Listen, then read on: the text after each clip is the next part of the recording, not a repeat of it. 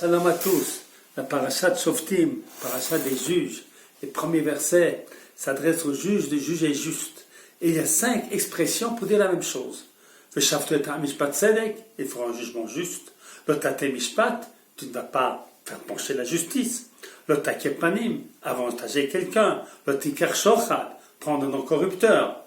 Tzedek tzedek tirdov, tu vas poursuivre la justice. Alors Rashi explique que chacune de ces expressions, eh bien, c'est une autre obligation.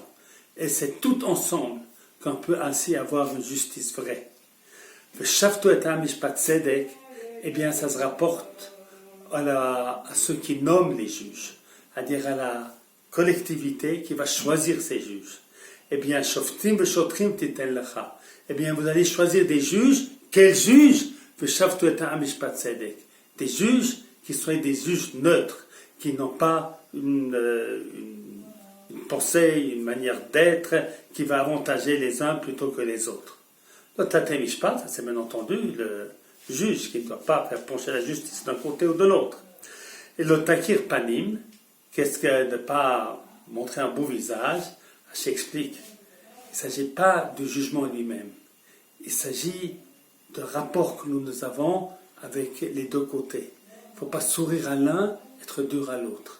Il faut se comporter de la même manière pendant le jugement et à l'un et à l'autre.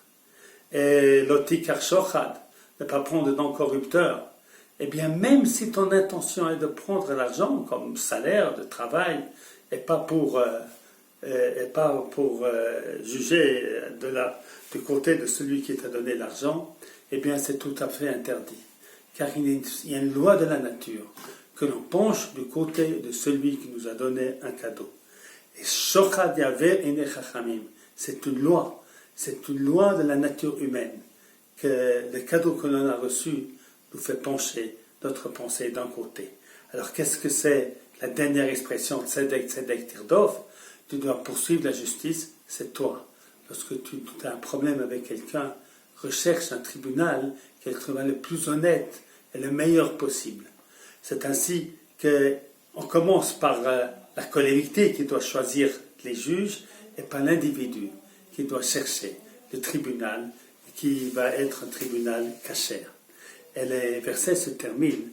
Le man tichi afin que tu vives et que tu prennes possession du pays qu'Hachem t'a donné. C'est-à-dire que la Torah nous dit que ce qui nous permet de pouvoir vivre et survivre et subsister en Eretz Israël et se développer en Eretz Israël, c'est que nous ayons une justice qui est une justice vraie et honnête.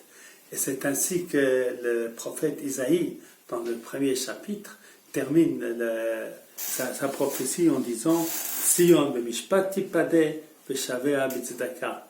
Sion, eh bien, Sion sera sauvé par la justice et ses habitants par la tzedaka.